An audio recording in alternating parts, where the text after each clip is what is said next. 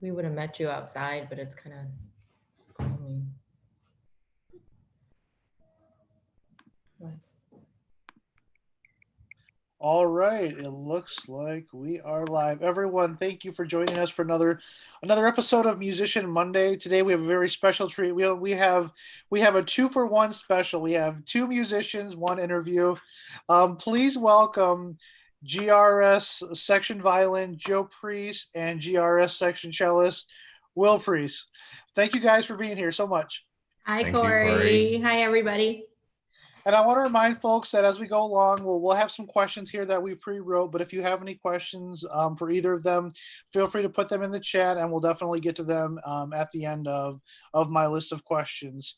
So I'm really excited to interview you guys because I know both of you to a decent extent, but also this is my first time interviewing a couple because there are a lot of couples in the orchestra, but you are the first ones to grace the Zoom conference call. It's an Awesome. honor. So yeah, so you guys are the trendsetters. No pressure at all whatsoever, right? Set the bar real high. Right. So, and obviously a lot of people can see you on stage. I know, like Will, you're a tall guy. You're very hard to miss on stage. Right there, the cello section. But Joe, you've been our talkback host for. It's been what, a season Here, now? this season. Yeah, you were also on staff as an interim education director. So you and I have hung out a lot the past year and a half. But there's lots of history there. But my first question for both of you, and it may be different for both of you, but how long have you been part of the orchestra? You go I first.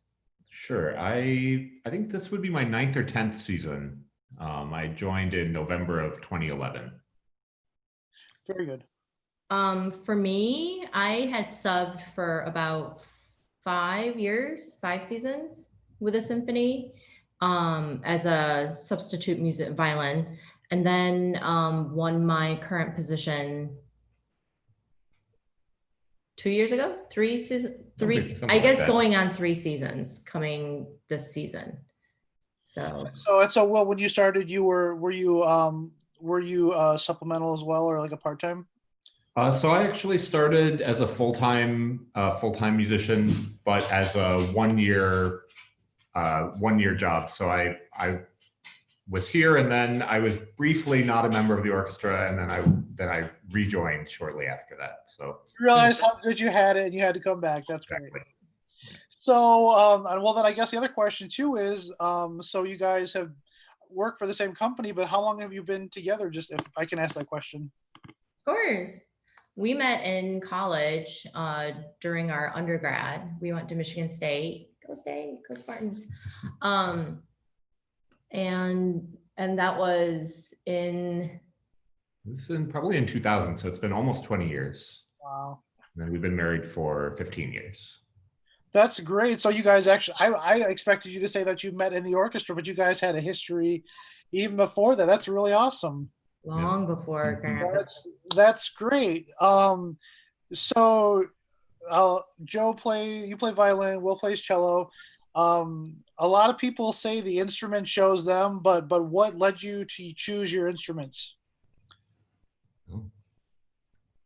I mean, well, I had that very typical Korean upbringing where I think I was kind of given an instrument and was expected to practice. And so at the very beginning, I don't know if like the violin chose me or not, but I do have to say I started on piano, and I know for fact that like did not go very well.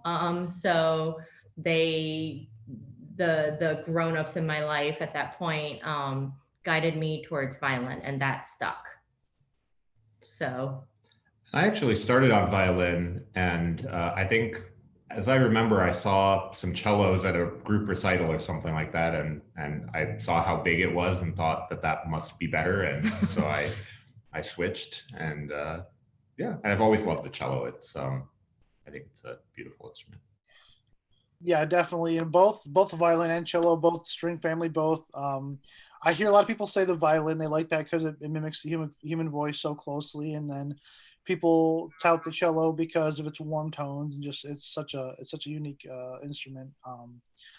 So with your specific instruments, your violin and your cello, is there anything unique about the one that you play on stage? Is there anything special that about it?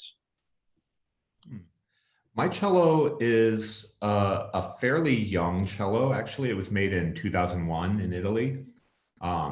And as far as I know, I'm the only person who's ever owned it. So it wasn't like it was made for me or anything, but I found it when it was a really young instrument, and I've been playing it ever since. My violin that I had won my, no, that's not true, that I had grown up with, studied throughout college and grad school and my first couple jobs, was my very first. I was the only owner of it as well. It was a modern American uh, made by John Young, a luthier in Salt Lake City. But I just recently sold that and have a modern Italian violin made in the early 1930s. Called Alfred Contino, and it's from Naples. And because of all these like outdoor concerts that we've been doing this summer, it's had so many seams open. So it's like had to go see the violin doctor a lot this summer, but I love it. Yeah, that's a good thing to bring up too, because we just had our series from our porch to yours, where you guys were on stage, or not on stage, I should say, on porch, Of course. on porch playing some music for the community. I saw some videos of your guys' performance. It looked like there was a really nice crowd, some really beautiful music, with all getting to play with some of your colleagues again. I bet that was really special. Yeah. Yeah, it's been fun. Yeah, we are very fortunate to have an amazing porch. And so that's been really nice. The concert that you're referring to, we played with our neighbor and colleague, Chris Martin, and Jenna and Mark Buckners, another couple in the orchestra that might be the second on your couples list. And we played Schubert string quintet, which is an awesome piece, and our neighbors came out, and it was really just lovely to perform for people. I mean, that's why we do what we do. So Yeah, and I'm sure for a lot of you, and I've heard this from other musicians too. Just not being the things being so different now. It's just you miss being on stage, you miss performing to the extent that you get to usually. But we're very fortunate that we were able to make that work to where we could still offer something to the community in a great way. yeah. So you mentioned just the Schubert piece, but do you have any favorite composers, either of you? I know this is a really loaded question with musicians, but do you have any composers that off the top of your head you're like, yes, I really enjoy this composer? Sure. I think the one composer that I always come back to is Bach, especially as a cellist. We have the Bach cello suites, which are, really foundational music for us. But playing in the orchestra, I think I love playing the symphonies of Mahler more than anything else. I think I can really pinpoint that as my favorite thing to do in the orchestra. Yeah, I mean, I will have to second that on Mahler in terms of symphonic works. But personally, I mean, they're all great. But I was born on Beethoven's birthday. So I feel like I have to say Beethoven. But beyond that, though, I mean, he's such his writing covers so much ground and was so instrumental in launching us into, the romantic era. And I think he must have been such a character when he was alive. And you hear he was very private, but the stories that you do hear, I I just find that very intriguing, and you just kind of wonder more about the guy, with the little snippets that we do know about him. And he was just very private and thoughtful and just worldly aware, perhaps. So yeah, I'll say Beethoven, but I do like Yes, some of the greats really are the types who their music is so amazing, but then they have these really reserved private lives, and that carries even into people beyond classical music, even, artists and actors and people who are really prestigious of their time and really noteworthy are ones who are typically do a decent job of separating their lives from their career, which is good, I guess. Um, uh, which I always find fascinating. And Beethoven's great though. Beethoven and Mahler and Bach, everybody's so good. So, and you guys always play everything so well. So one question I ask everyone, and they don't always have an answer, but do either of you have any sort of pre-performance ritual or tradition you guys have before you get on stage?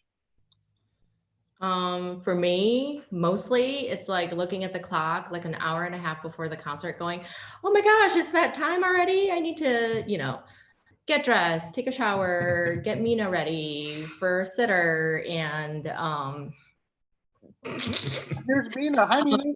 get dinner, get our concert clothes.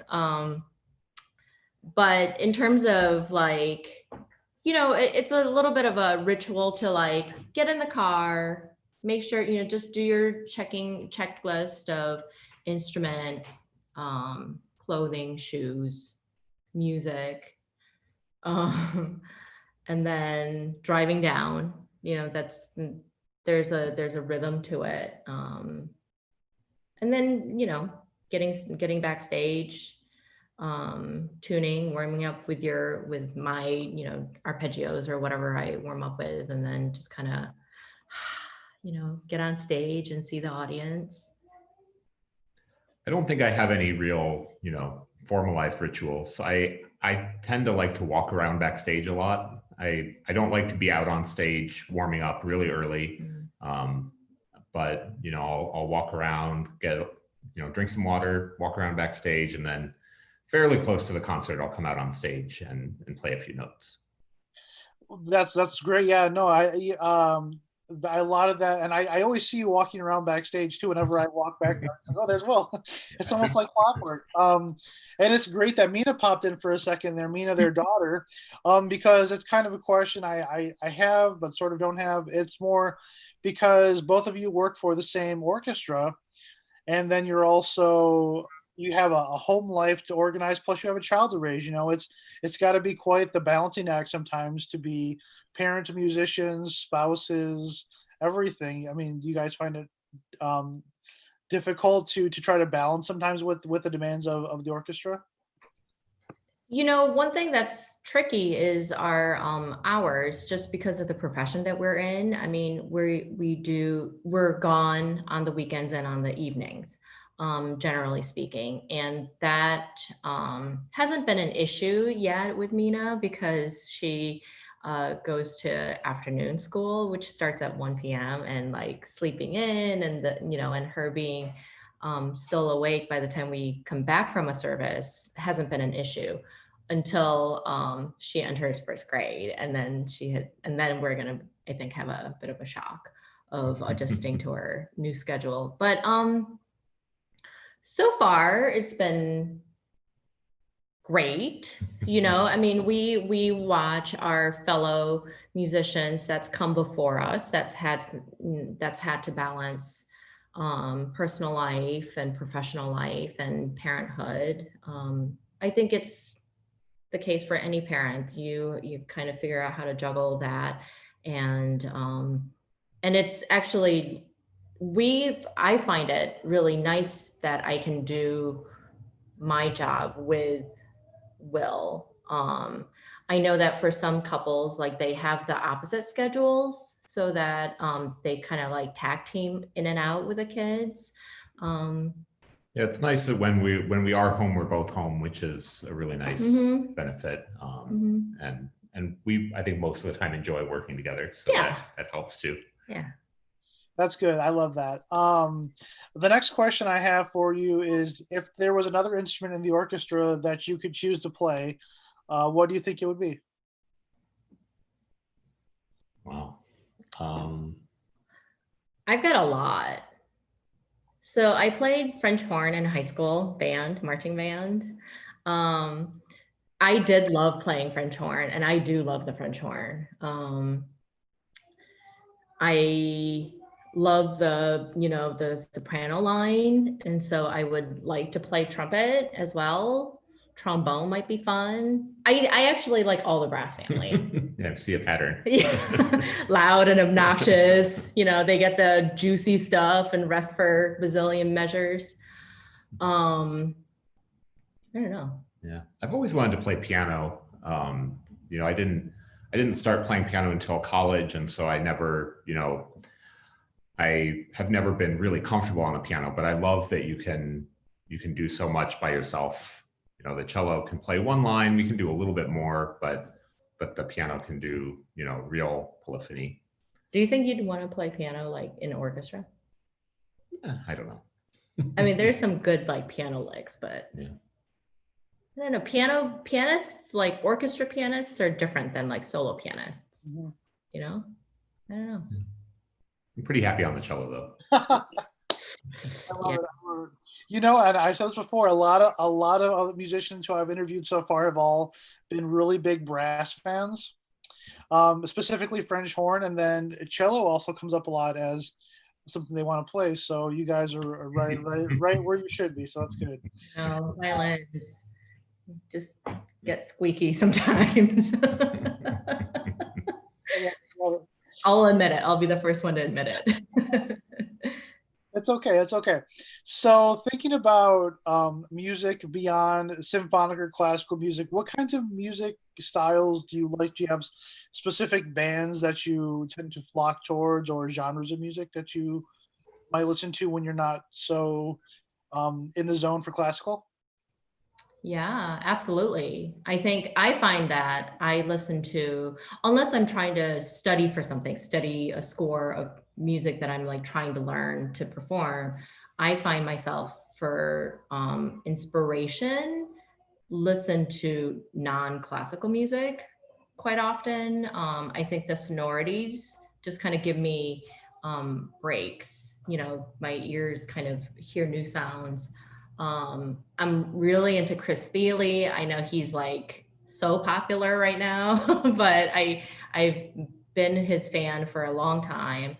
I'm a big fan of ukulele music, a little kind of like, I don't know, Dixie bluegrassy music. I find really interesting. The history, I think, is interesting, and the geography and the community in which it came about. I find it interesting. Jazz, real good, like funky, real thick jazz. I'll listen to just about anything. I think there are artists that I like in many different genres, but I probably more than anything these days I listen to metal when I'm not listening to classical music. And I think, I don't know, that's just kind of my mindset these days. That's awesome. Yeah, there are some really some very good like melodic metal out there too, like the really highfalutin metal. Like Yeah. there's some bands, and I'm sure you could elaborate even more, but I mean there's something there, and I have to find it funny though that Joe's, she likes big brass and then little guitars, little guitar shaped instruments. Right? This too, Don't discriminate. it's so great. But yeah, that's awesome. If you two could choose careers other than being professional musicians, do you have any idea of what that would be? I would love to do something, I think part of the magic of music, but also the most frustrating thing is that we create something that then immediately disappears. And so I would love to do something that has a really concrete product, so being an architect or something like that, where you can design a building that's going to then stand for years after that, is really appealing to me.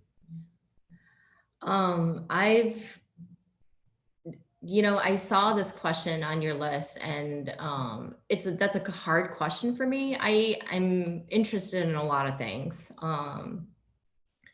And to know if there was one that I would like to have as a career, which is different than just as an interest, I think I would like to study one of the science fields. I'm intrigued by biology and the medicines. But beyond that, like, I don't know.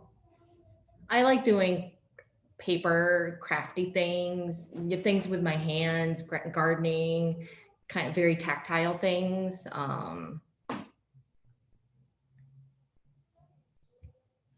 Yeah.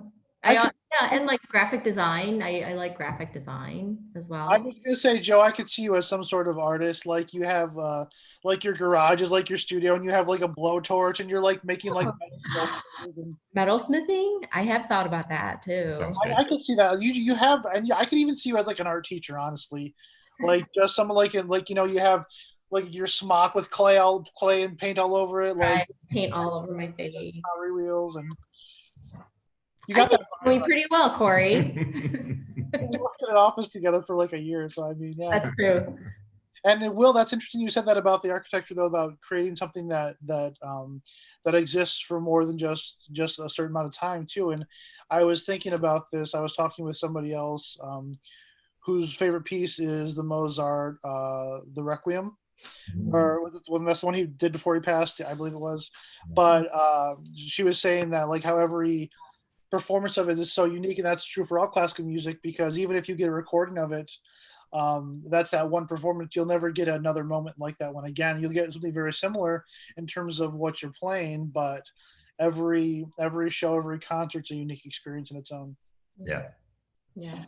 My next question, we kind of got into this a second ago, but do either of you have any hidden talents or special skills that we may not be aware of or even see really?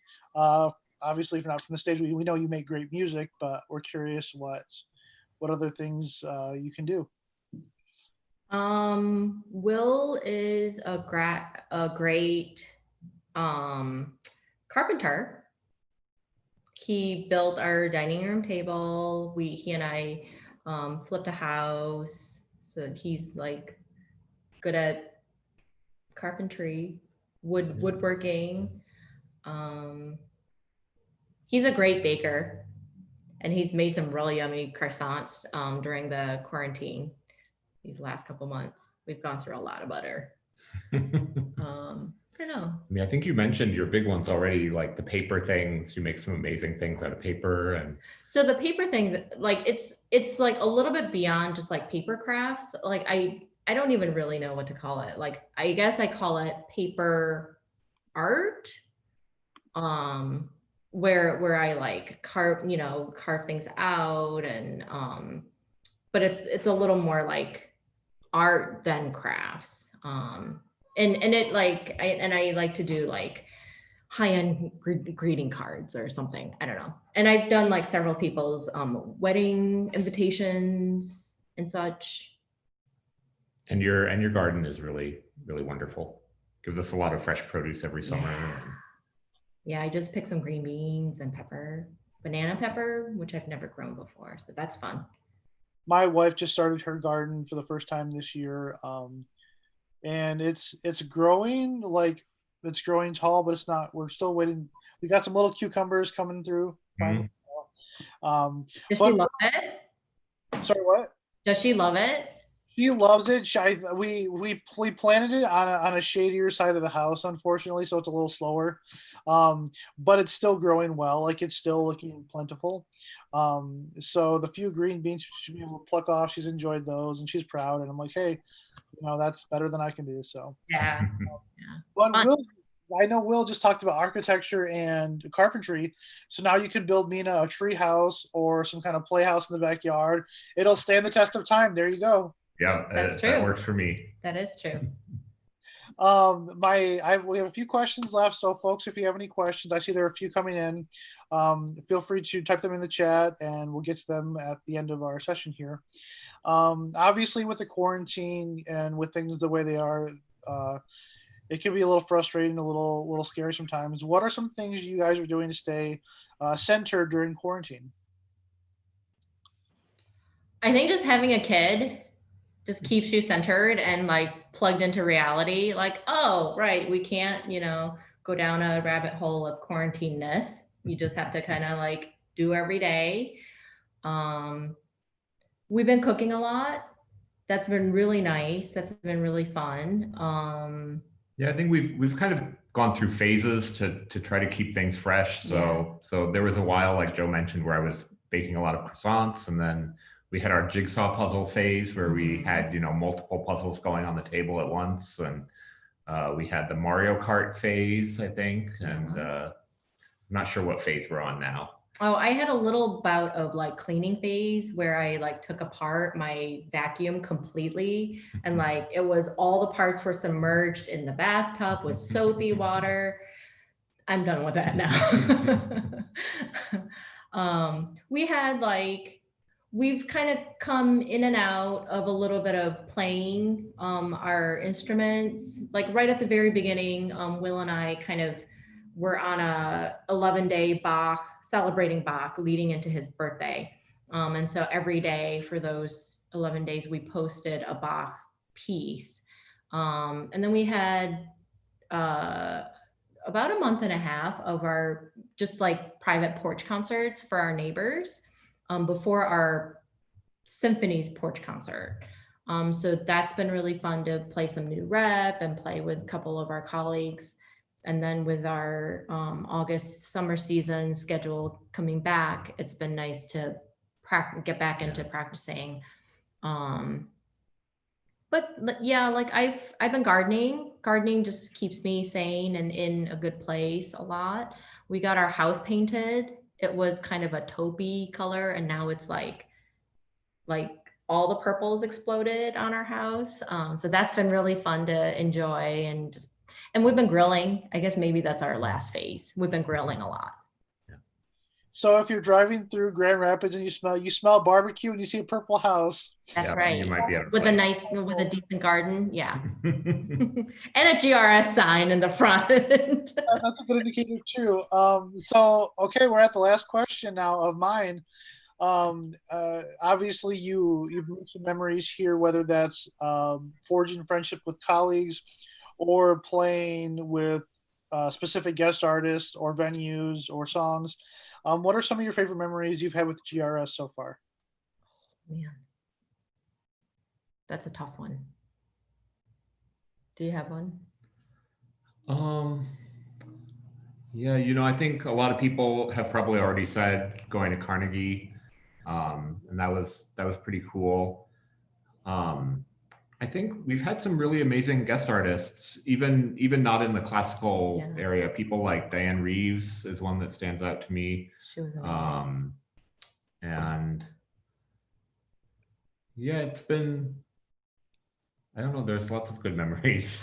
So I'll tell you a memory that is not actually a performance related, but it was last season when I was interim director of education. And we had gone a half a season where we were kind of planning for the 5th grade concerts, and everybody on staff, and especially the production team, were like, you just wait, this is all leading up to the 5th grade concerts. And I was like, oh, okay, I'm sure it's great, blah blah blah. And then you get to that morning, and then like all the volunteers are there, and because I was director of education, everybody was like, I was kind of, they were all kind of looking to me for leadership, which was fine.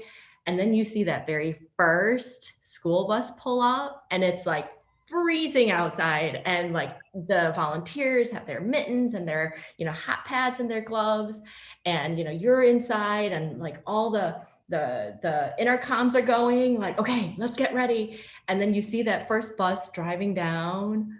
Oh, that was pretty memorable for me.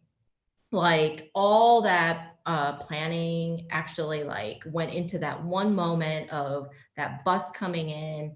But then actually last year was our winter where we like had to cancel a lot of services because of our like crazy winter.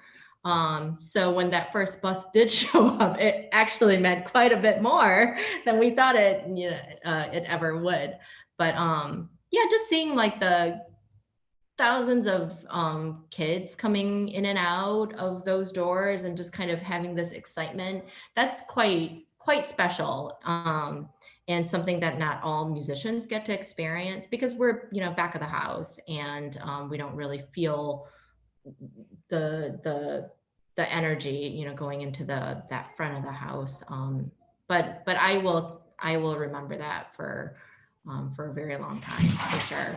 I love that. Yeah, as somebody who their very first symphony experience was a fifth grade concert, and now I work for the symphony. It's very full circle, and I know that's I'm not the only one with that story here, but it's very very special. Those concerts are quite great. If you're a fifth grader and get a chance to see it, or if you're a parent of a fifth grader and get to experience it, it's really special. Yeah, so I have just one question. Looks like for you, for Joe specifically. When you were talking earlier about how your violin the seams were opening, this person asked, "How do you know when a seam opens on your violin, and would a listener hear the difference?" Oh, good question. I don't know if an average person, you know, standing like 20 feet away from me is going to hear that seam open, but definitely under my ears, because our instruments are, you know, we have skin to wood contact. We notice it very obviously. If the seam is open big enough, if the seam is big enough, and you're playing, let's say like on the G string, like a big full note, like a C or something, it will actually rattle. It'll actually buzz. Where on a, you know, healthy violin, it won't. So that's my first indication. If something is actually buzzing, then you're like, oh, I need to take it in. But I hear it. It almost, to me, even if there's not a serious seam open, for me, I notice it because it sounds like my instrument's got a bit of a cold. And I think at this point we know our instruments well enough to know its tendencies and what moisture level and heat level and, you know, what it likes. And but yeah, that's how I know that there's a seam open. Perfect. Well, that looks like that's the last of our questions. Thank you both for being here for this Q&A. It's been so great to talk to you and see you guys. And thanks to everyone who joined us today. And we will see you guys later. All right. Thanks, Thanks, Corey. Corey. It was great to see you.